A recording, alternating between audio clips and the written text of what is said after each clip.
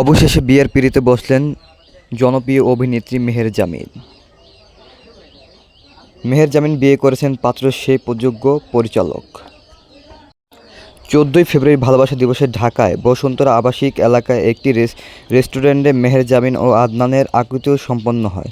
বিয়ের আমন্ত্রণপত্রে ইংরেজিতে লেখা মহিউদ্দিন চৌধুরী ও গাজাল চৌধুরী আদরের কন্যা মেহের জামিন চৌধুরীর সঙ্গে বাশেদুল আলম ও সাবেকুনুর নাহারের ছেলে আদনান আল রাজীবের বিয়ে আপনি সদরে আমন্ত্রিত। মেহের জামিন চৌধুরী ও আদনান আল রাজীবে প্রেম করেছেন 7 বছর ধরে। বিনোদন অঙ্গনে অনেকটা ওপেন সিক্রেট হলেও এই বিষয়টি প্রকাশ কখনো মুখ খোলেননি তারা।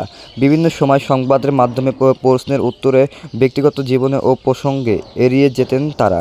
অবশেষে গুঞ্জনই সত্যি হয়েছে। বিভিন্ন সূত্রে জানা গিয়েছে, ঢাকায় অধরের রিসোর্টে কয়েকদিন ধরে প্রস্তুতি চলছিল। গতকাল সোমবার সকাল থেকে মেহের জামিন ও আদনানের পরিবারের লোকজন যাওয়া শুরু করেন। বিনোদন অঙ্গনের দুইজনের ঘনিষ্ঠজনদের মধ্যে যারা আয়োজনে গিয়েছেন তাদের মধ্যে ছিলেন নুসরাত ইমরজি তিশা, রেদওয়ান রনি, সিয়াম আহমেদ, সাবিনা নূর, এলিটা করিম, আশরাফ নিরুপি, সাদিয়া আইমান, মোস্তফা কামাল রোজ, জেফার রহমান।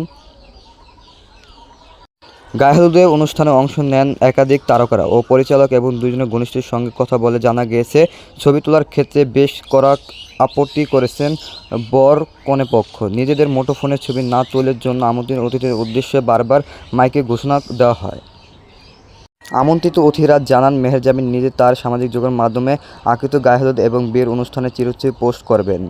এরপর অতিথিরা তাদের চিরস্থায়ী পোস্ট করার সুযোগ পাবেন। এর আগে কারো ছবি পোস্ট করার অনুমতি নেই।